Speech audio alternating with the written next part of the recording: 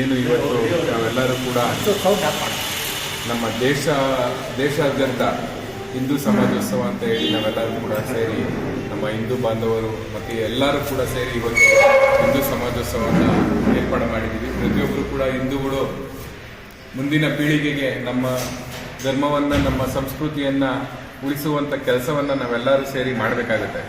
ಏಕೆಂದರೆ ಇವತ್ತಿನ ಒಂದು ಆಧುನಿಕ ಯುಗದಲ್ಲಿ ಇವತ್ತು ಯುವ ಪೀಳಿಗೆ ಬೇರೆ ಬೇರೆ ದಾರಿಯನ್ನು ಹಿಡಿತಾ ಇದ್ದಾರೆ.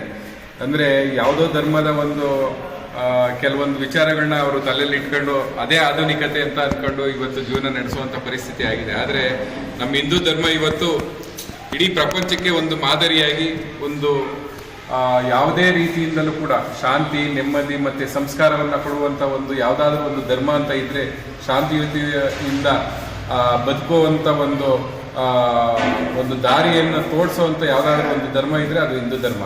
ಹಾಗಾಗಿ ನಾವೆಲ್ಲರೂ ಕೂಡ ಹಿಂದೂಗಳು, ಪ್ರತಿಯೊಬ್ಬರು ಕೂಡ ಪ್ರತಿ ಮನೆಯಲ್ಲೂ ಕೂಡ ನಮ್ಮ ಸಂಸ್ಕಾರವನ್ನು, ಸಂಸ್ಕೃತಿಯನ್ನು ಮಕ್ಕಳಿಗೆ ಹೇಳ್ಕೊಡುವಂಥ ವಿಚಾರವನ್ನು ನಾವು ಈ ಒಂದು ಶೋಭಾಯಾತ್ರೆ ನಡೆಸುವ ಮೂಲಕ, ಮತ್ತು ನಾವು ಇಲ್ಲಿಂದ ಶೋಭಾಯಾತ್ರೆ ಸ್ಟಾರ್ಟ್ ಮಾಡಿ ರಾಮ ಮಂದಿರದಿಂದ ಮಾಂತೇಶ್ವರ ಸ್ಕೂಲ್ವರೆಗೂ ಕೂಡ ನಾವು ಶೋಭಾಯಾತ್ರೆ ಕೈಗೊಂಡು ಅಲ್ಲಿ ಹಿರಿಯರಿಂದ ಪ್ರವಚನ ಕೂಡ ಇರುತ್ತೆ. ಅದನ್ನೆಲ್ಲ ಕೇಳಿ ಮುಂದಿನ ಪೀಳಿಗೆಗೆ ನಾವೆಲ್ಲರೂ ಕೂಡ ಸೇರಿ ಒಂದು ನಮ್ಮ ಸಂಸ್ಕಾರವನ್ನು ಉಳಿಸುವಂಥ ಕೆಲಸವನ್ನು ನಾವೆಲ್ಲರೂ ಸೇರಿ ಮಾಡಬೇಕು ಅಂತ ಹೇಳಿ ಇವತ್ತು ನಾವು ಹಿಂದೂ ಸಮಾಜೋತ್ಸವ ಅಂತ ಹೇಳಿ ಏರ್ಪಾಡು ಮಾಡಿದ್ವಿ. ನಾವೆಲ್ಲ ಹಿಂದೂಗಳು ಸೇರಿ ಮುಂದಿನ ಪೀಳಿಗೆಗೆ ಒಂದು ನಾವು ಏನು ಕೊಡ್ತೀವಿ ಪೀಳಿಗೆ ಅದೇ ಮುಂದೆ ನಿಲ್ಲುತ್ತೆ ಅನ್ನೋ ಒಂದು ನಾವೇನು ಕಲಿಸ್ಕೊಡ್ತೀವಿ ಅದೇ ಅವರು ಕಲಿತಾರೆ, ಇಲ್ಲ ಅಂದರೆ ಕಷ್ಟ ಆಗುತ್ತೆ ಅಂತ ಹೇಳಿ ನಾವೆಲ್ಲ ಈ ಥರ ಕಾರ್ಯಕ್ರಮಗಳನ್ನ ಏರ್ಪಾಡು ಮಾಡಿದ್ದೀವಿ.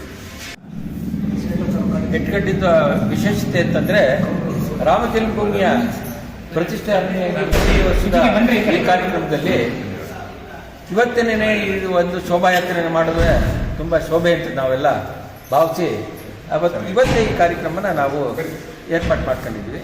ಅದರಿಂದ ಈ ಒಂದು ಕಾರ್ಯಕ್ರಮಕ್ಕೆ ಹಿಂದೂ ಜನಾಂಗ ಪಕ್ಷಾತೀತವಾಗಿ ಯಾವುದೇ ಇದಿಲ್ಲ, ಹಿಂದೂ ನಮ್ಮ ಸಂಘಟನೆಯ ರೂಪವಾಗಿ ಈ ಒಂದು ಕಾರ್ಯಕ್ರಮದಲ್ಲಿ ಭಾಗವಹಿಸಿ ಯಶಸ್ವಿ ಮಾಡಬೇಕು ಅಂತ ಎಲ್ಲ ನಮ್ಮ ಹಿಂದೂಗಳು ಮತ್ತು ಮುಂದಿನ ಇನ್ನೂ ಅನೇಕ ಕಾರ್ಯಕ್ರಮಗಳನ್ನು ಹೊಂದ್ಕೋಬೇಕು ಅಂತ ಅಂದ್ಕೊಂಡಿದ್ದೀವಿ. ಎಲ್ಲರ ಸಂಪರ್ಕನೂ ಮಾಡ್ತಾಯಿದ್ದೀವಿ. ಅದನ್ನು ಮುಂದೆನೇ ಇನ್ನೂ ಹೆಚ್ಚೆಚ್ಚು ರೀತಿಯಲ್ಲಿ ಮಾಡಬೇಕು ಅಂತ ನಾವೆಲ್ಲ ಅಂದ್ಕೊಂಡಿದ್ದೀವಿ. ಪ್ರಸಾದಗಳು ಎಲ್ಲ ಹೇಳೋದೆ, ಅದು ನಮ್ಮ ಗುರುಗಳಿಗೆ ನಾವು ಈ ಹೆಸರನ್ನು ಹೆಚ್ಚಿನ ಸಂಖ್ಯೆಯಲ್ಲಿ ಮಾಡಬೇಕು ಅಂತ ಅಂದ್ಬಿಟ್ಟು ನಾವು ಇದು ಮಾಡಿದ್ದೀವಿ.